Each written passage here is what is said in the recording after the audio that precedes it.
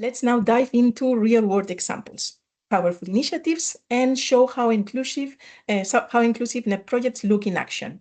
We will explore today 4 initiatives that truly embody the spirit of the European Bauhaus, each of them approaching inclusion from a very different perspective. I'm very happy to be the first one introducing the Space Nest project, a project that I have the pleasure of coordinating, this time wearing my Action Against Hunger project manager hat. I must start saying that this project is developed with an excellent consortium that make everything very easy, and it clearly shows how the third sector can drive NEB-inspired projects. The acronym of the project, Space Nest, stands for Sustainability, Path Advancing Community Empowerment, New European Bauhaus for Social Economy and Transformative Living. It is co-funded by the Single Market Program of the European Commission, runs for 2 years, and brings together partners from 3 European regions. We have in Spain the Malaga Provincial Council, with us, Action Against Hunger, in Italy, the province of Bergamo with the Lombardy Clean Tech cluster of the Lombardy region, and in Slovenia, the municipality of Isola with an organization called Innovactiu. Together with social economy actors and many different stakeholders, we are putting the NEB in practice. The Space Nest project is focused on revitalizing rural areas through the reuse of abandoned or underused buildings, always through a participatory and inclusive approach. So far, we have carried out the mapping of more than 80 unused spaces and identified 17 priority sites across the province of Malaga, the province of Bergamo, and the Primorska region. Here in the slide, you are seeing 3 examples that illustrate the diversity and the potential of these places. We have the Argo factory, a former fish processing and canning plant, part of the historic De La Maris industry. For decades, it has been one of the main employers in the city, and especially for women who form the backbone of the factory's workforce. Its history reflects the industrial heritage, the women's labor history, and also the community identity and how the community identity can inspire new cultural and social uses today. Docena, in the second photo, you see a space that is in the Docena in Italy, in a mountain village shaped mining tradition dating back to Roman times. This site is known as the House in the Rock and sits within this landscape of former mines and regeneration efforts. It was historically linked to mining infrastructure and mountain livelihoods. And today the community has already shown strong engagement through restoration projects, sustainability tourism initiatives, and a powerful foundation for future NEB-aligned reuse. The third space is an old institute located in the municipality of Cortes de la Frontera in Malaga, Spain. This building is a historic civic space used as an educational orphanage and community facility. For many residents, it carries a deep emotional value because it was a place where generations studied, met, and built relationships. And today the community imagines it as a space for learning, intergenerational activities, and social economy initiatives, reconnecting the town with a meaningful part of its heritage. Also, in parallel of this activity of mapping abandoned and underused spaces, we have identified 41 best practices across Europe. Examples that are strongly aligned with the NEB values. Let me highlight a few of them. We have an immerse center dedicated to the Moscatel grape, a product that is deeply rooted in Axarquia's agricultural heritage. It preserves traditional knowledge, supports local producers, and connects visitors with the cultural landscape of the region. The Circular User Point in Isola is a community hub promoting reuse, circularity, and intergenerational learning. It offers repair workshops, second-hand exchanges, and educational activities that bring together children, adults, and seniors. It is a living example of how circular economy principles can be embedded in everyday community life. The Lab Docena is a living laboratory that revitalizes a mountain region through heritage, environmental protection, and community-led tourism.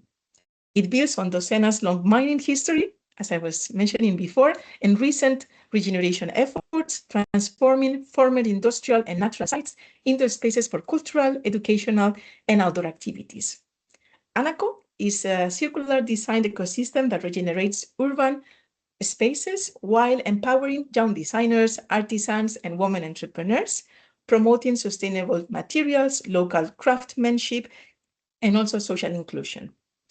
And last, we have the example of La Fanega House, a rural home providing inclusive community-based care for people with functional diversity.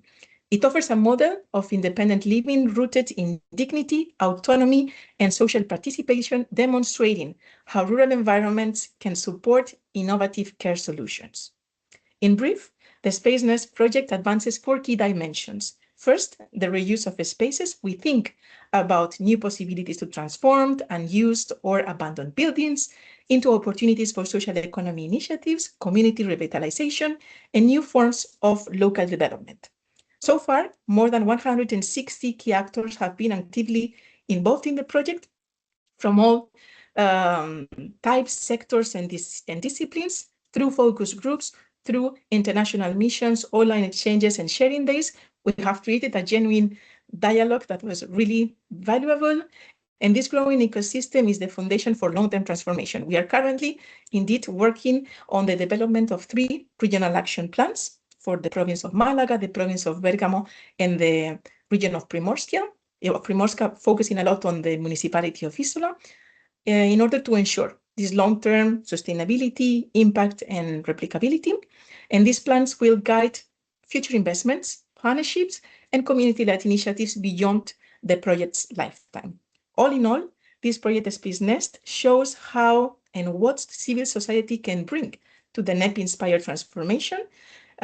We can affirm and we can say that we are an example of collaborative work, because participation is at the core of what we do. We work for the common good, not for profit. We connect people, administrations, territories, building bridges where others see silos, and we turn NEP values into real processes, not just concepts. And we ensure that inclusion is at the start, is the starting point, never an add-on.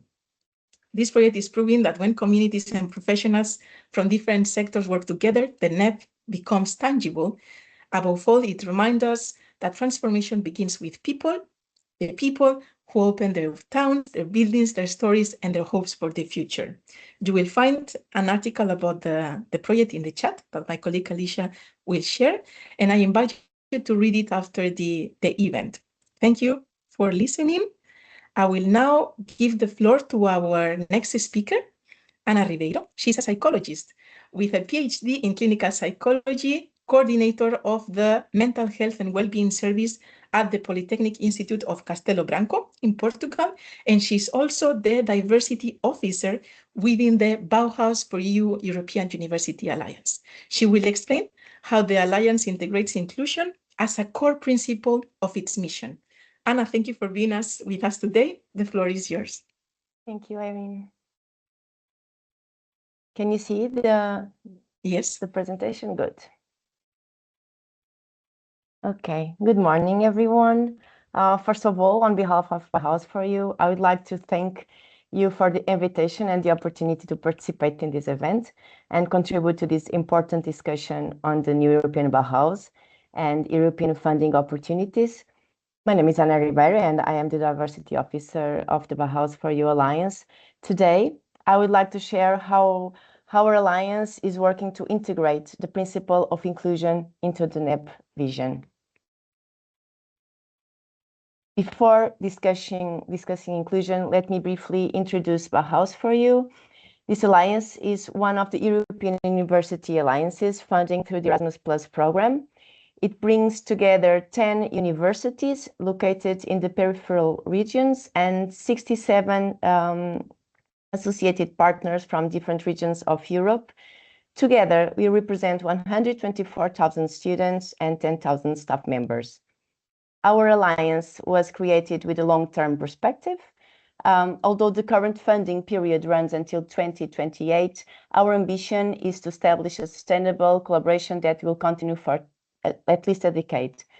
The goal is not simply to cooperate on individual projects, but to build a shared European educational ecosystem capable of responding to societal challenges through education, research, and innovation. Although our universities come from different countries, cultures, and institutional realities, we are united by a common vision. This vision is strongly aligned with the principles of the NEB and is based on four interconnected pillars: sustainability, inclusion, digitalization, and unity in diversity. We believe that sustainability must be inclusive, that innovation should be accessible, and that diversity is a source of strength rather than a challenge. Through transnational collaboration, we seek to create learning environments and communities that are not only effective and innovative, but also fair, welcoming, and human-centered. This shared vision guides our decisions and helps us create a common framework for collaboration across the Alliance. To transform this vision into reality, Bauhaus for You has defined several strategic goals. We aim to transform higher education by creating more flexible and innovative learning opportunities, promoting seamless mobility for students and staff, and developing joint educational programs across institutions. At the same time, we seek to strengthen collaboration with local and regional ecosystems, ensuring that universities contribute directly to sustainable territorial development. Ultimately, our goal is to prepare future generations to address complex societal challenges through interdisciplinary and collaborative approaches. This is our governance structure. So a shared vision requires a shared governance model. The governance structure of Bauhaus for You Alliance allows all partners institutions to contribute to decision-making processes while working towards common goals. This collaborative framework is particularly important when addressing topics such as inclusion and diversity, because it ensures that different perspectives, contexts, and experiences are represented. It also allows us to develop common policies while respecting the specific realities of each institution and region. One of the most ambitious ideas of the Alliance is the concept of a shared European campus. This means that each partner institution committed to designing a strategic plan for sustainability to create a greener and more inclusive campus with shared objectives among the partners. However, this does not mean creating uniformity. On the contrary, it means connecting different communities while respecting their uniqueness. Our shared campus is inspired by the Sustainable Development Goals and by the new European Bauhaus Compass. Inclusion, diversity, equity, and accessibility are therefore not isolated actions. They are cross-cutting principles that influence how we teach, learn, collaborate, and engage with the society. This brings us to the central topic of today's presentation. In Bauhaus for You, inclusion is not considered an additional activity. It is a core value. Our approach is guided by the principle of leaving no one behind. This means promoting equal opportunities, advancing gender equality, supporting underrepresented groups, and improving accessibility for students and staff with disabilities. It also means recognizing that barriers to participation may be social, economic, geographical, or cultural, and actively working to reduce them. Inclusion is therefore understood as both a value and a responsibility. The real question is not whether inclusion is important, but how we translate it into action. Within Bauhaus for You, inclusion is reflected in several concrete initiatives. For example, each partner institution integrates specific sustainability and inclusion indicators into its strategic plans through the NEB Together Access. We are also working to make international mobility more accessible through the teleporter system, reducing barriers that can prevent participation. In addition, we have organized 2 editions of the Blended Intensive Program on inclusive and accessible environments for disability. Finally, we are developing a diversity report based on common indicators and key performance metrics, allowing us to monitor progress and identify areas for improvement. All these initiatives contribute to a broader goal. We want to increase participation, strengthen social justice, support sustainability, and reinforce democratic values. Universities have a unique role in shaping more inclusive and resilient societies. Therefore, our ambition goes beyond the boundaries of higher education institutions. We aim to create a positive impact across the regions and communities where our universities are located. In this sense, inclusion becomes both a social objective and a driver for sustainable development. So, to summarize, Bauhaus for You brings together 10 universities around a common vision. Sustainability and inclusion are at the heart of everything we do. And through innovative education, accessible mobility, opportunities, and strong regional engagement, we aim to build more resilient, sustainable, inclusive, and beautiful regions. In this sense, we believe that inclusion is not simply being integrated into the new European Bauhaus, it is one of the conditions that makes the new European Bauhaus possible. So, returning to the questions that opened this presentation, are we integrating the inclusion principle into the NEB? Our answer is yes, but inclusion is not a destination. It is an ongoing process that requires commitment, measurement, collaboration, and continuous improvement. So thank you very much for your attention. Thanks a lot, Anna. You have shown us very clearly how inclusion can be embedded structurally and also operationally in higher education through diversity policies, student support systems, and regional engagement in the everyday culture of a shaped European campus. Thank you. Now we move to our next speaker.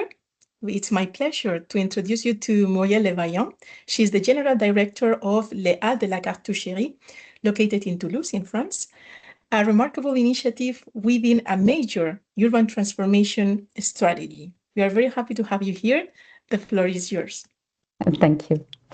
Hello, everyone. My name is Muriel Levaillant. I am the Managing Director of Les Halles de la Cartoucherie in Toulouse, France. Thank you to Irene and to the European Network of Innovation for Inclusion for the invitation. The question I would like to take on today is the one you suggested. How can the architectural dimension of the new European Bauhaus be made more inclusive? I will ensure with a very concrete case, so our site. So Les Halles de la Cartoucherie sits in the west of Toulouse. The buildings were originally a military arms factory where workers produced cartridges for decades. The site eventually closed, fell vacant, and the buildings simply waited. After several years of transformation, we reopened in 2024 as a public destination. So today, around 2.2 million visitors come through the doors every year here in the Halles behind me. Under one roof, you find a covered food market, restaurants, 25 restaurants, a cultural venue called La Cabane, co-working spaces, sport facilities, and free public areas. The site sits in a working class district undergoing deep urban transformation. So the question of who is welcome here was never an abstract question for us. It was the first design question. So now, why does the architecture matters for inclusion? Here is our conviction at Les Halles. The first inclusion decision was to keep the building. Adaptive reuse, not demolition. We preserve the industrial scale, the steel structure, the heritage of the workers who came here every day for decades. The architecture stays legible and recognizable for the neighborhood. So people who used to walk by these buildings can still see them. They are not faced with a brand new object that does not speak their visual language. Then at the threshold itself, no gates, no entry control, no admission fee. The same door welcomes a child crossing the first snack on the way home from school, a senior coming for an afternoon event, a job seeker meeting an entrepreneur, entrepreneur and a family doing their weekly shopping. So our conviction is this: if the architecture filters who feels welcome before the programming even starts, no inclusion program can repair it afterwards. So the building speaks first. Inside the 13,500 square meters, we are organized around uses that in conventional architecture almost never coexist on the same site. The Place du Marché gathers short supply chain producers next to affordable street food stands side by side. La Cabane hosts cultural programming open to all audience with both ticketing shows and free events.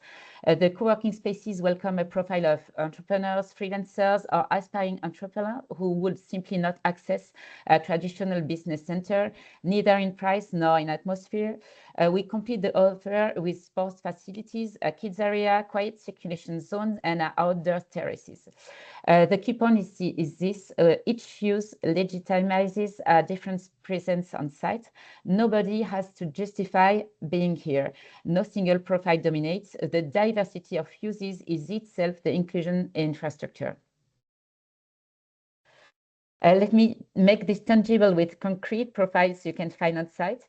Women are strongly present as food entrepreneurs across the market stands in a sector where ownership is rarely female. Several stands are operated by first-generation entrepreneurs bringing culinary cultures from several continents. Children and families come through the dedicating kids area and weekly family programming, which creates real multi-generational use of the spaces. Young people and job seekers find a significant number of local jobs on site, and we run partnerships connecting residents of the districts with our operators. Aspiring entrepreneurs use the co-working and the pop-up market stands to start a food service or service businesses with a very low overhead. Other adults can be present every day for daytime cultural events, free zone with seating and accessible circulation. And none of this is decorative.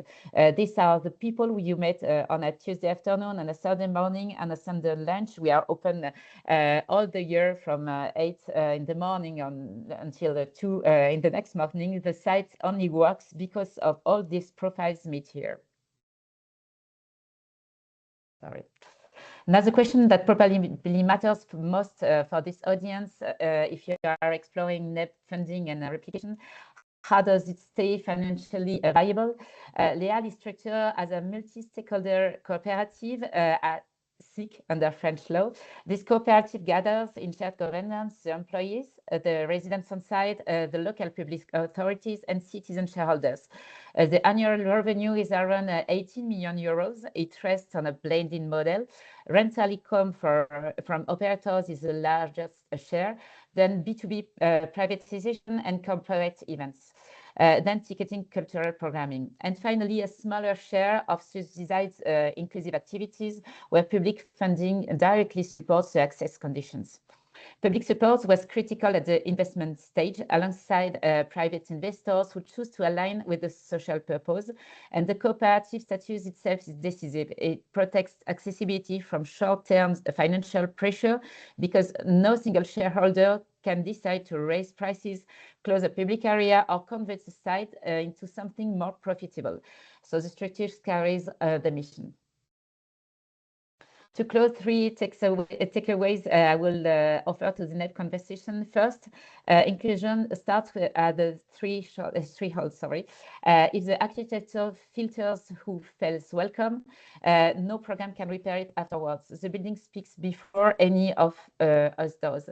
Second, mixed uses are themselves an inclusion tool. Diversity of prices, diversity of programming, diversity of uses on a single site creates natural multi-public coexistence. You do not have to manufacture encounters, the space does it for you. And third, the legal architecture must match the spatial one. A cooperative governance and a blended revenue model are what keep inclusive spaces inclusive over time. Otherwise, the inclusion is a phase, not a structure. Thank you very much. Thanks a lot, Muriel. It's a beautiful initiative that illustrates how architecture can become a driver of inclusion. not just a container of activities. It also highlights how a social economy organization can promote the NEP and can strengthen the community participation as a core part of this transformation. Very nice. Thank you. We will give now the floor to our next speaker, Professor Joe Lockwood from the Trondheim Academy of Fine Art at the Norwegian University of Science and Technology. And he's also the co-founder of the initiative he will be presenting today, the Rural Innovation Lab in Genalhuacil, a small municipality in the mountains of Malaga in southern Spain. Joe, thank you so much for being with us today. The floor is yours. Thank you very much. Thank you for inviting me, and a pleasure to be here this morning. I have managed to navigate Microsoft, which is always an immediate success. So I was just going to say a little bit about myself, picking up on what you said, Irene, about hats.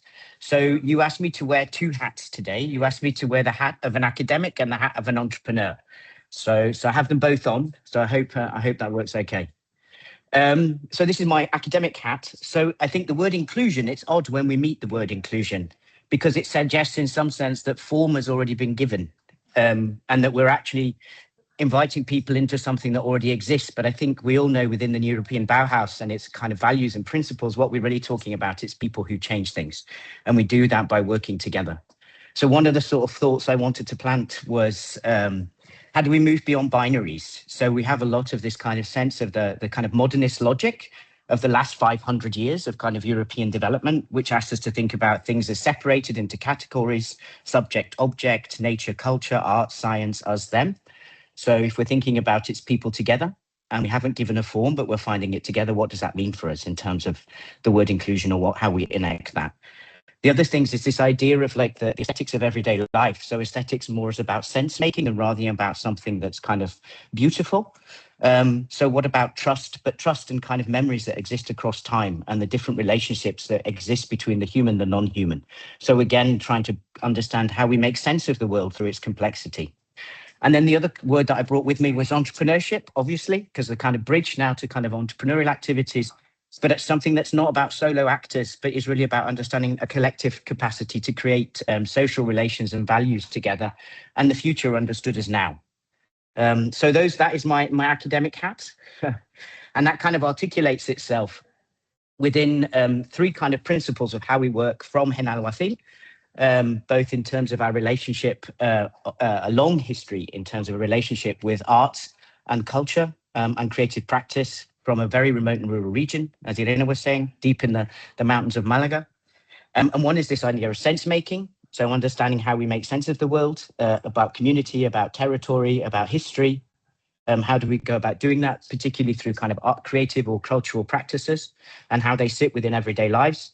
The other thing is to embrace complexity. So not to kind of, to understand that actually everything exists within relationships and that they're complex and they're changing over time. And then another thing is this idea of recombining different forms of knowing.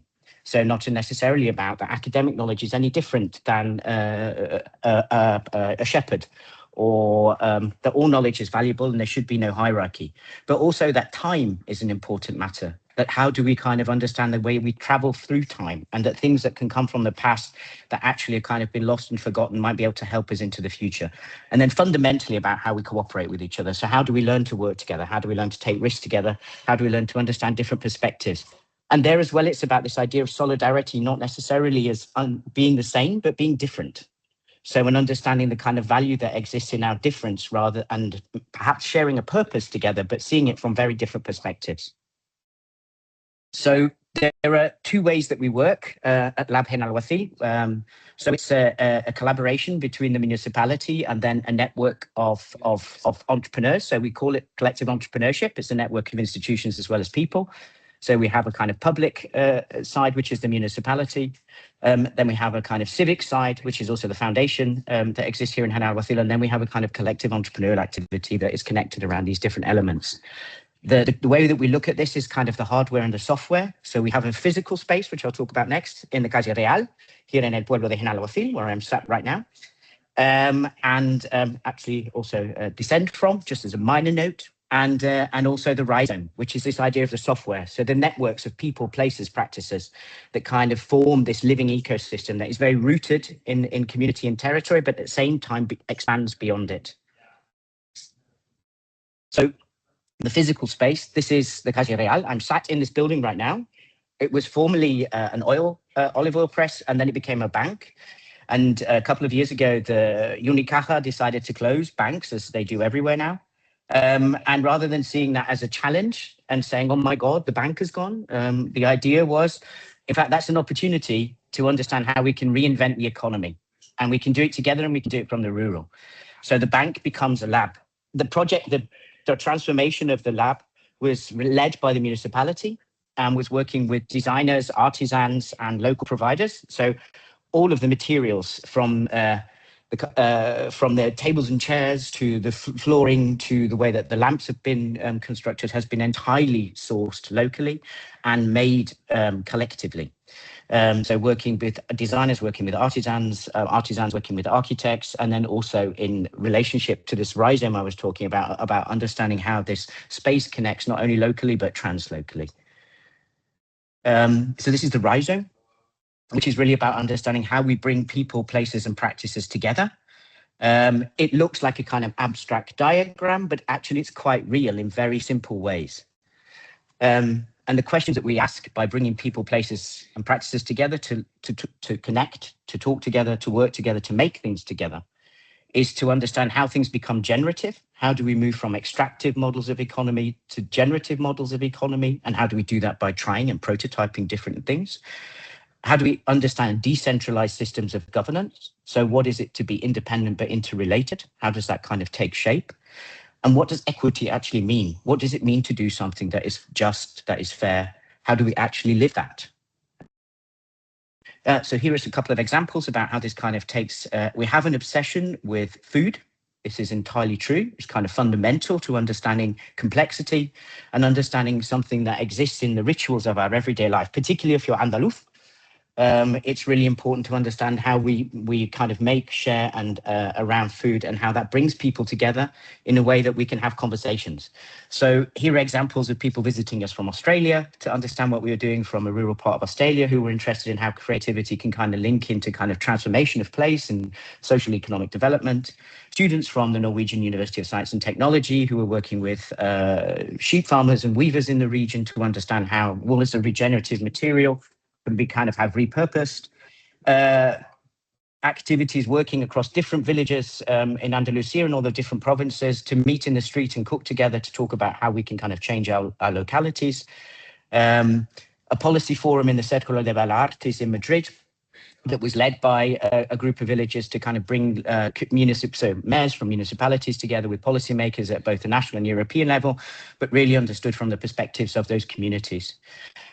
And obviously there are always goats involved, very important, essential to the kind of looking after the mountains.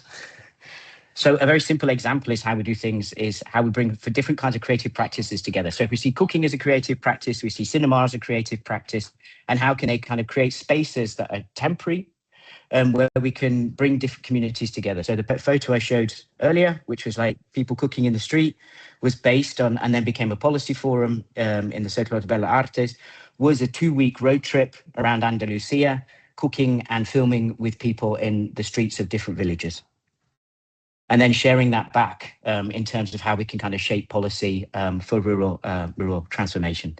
We're also part of a Horizon Europe project, Research and Innovation Action, called Pacesetters, which looks at the relationship between creative and cultural practices, or creative and cultural sectors or industries, and climate transition. And climate transition understood as a digital, social, and also environmental or ecological transition, and how we embed that within working in communities, to understand how research is not something that we do to people, but it's something we do together, because we're learning together. So through practice-based research methods, which again is about using objects and stories in order to come together, that we can sort of understand very simply how we can generate new business models as forms of collective forms of entrepreneurship. So we have 4 cases that we're working on, which relate to needs and initiatives from communities across 3 provinces of Andalusia, One of them is about local production, another is looking at open access to ownership of things like water, another is understanding decentralized fabrication, and one is looking at healthcare. And they're about how these are generated from the communities themselves and link into how we understand the kind of regenerative use of materials within those contexts. So this is happening actually this week as I'm sat here talking. So we have different initiatives looking at how we can kind of turn a value proposition into a storytelling exercise. Also speaking as part of a satellite event of the European Bauhaus, we're producing as a podcast. And then we have a contemporary art museum, which is just next door. And so we're using one of the exhibition spaces, not as a space where we're exhibiting, which is kind of the normal practice here in General Almafuerte, a contemporary art exhibition, but actually using it as a laboratory space where we can kind of ask these questions about what does it mean to transform our what we understand by entrepreneurship from something that's individual to something that's collective, and how does it link to more generative forms of economic development. So please join our podcast. It's called Caminar, because it's always a work in progress, a journey that we're on. And Irene asked me to talk a little bit about how we kind of link with wider networks.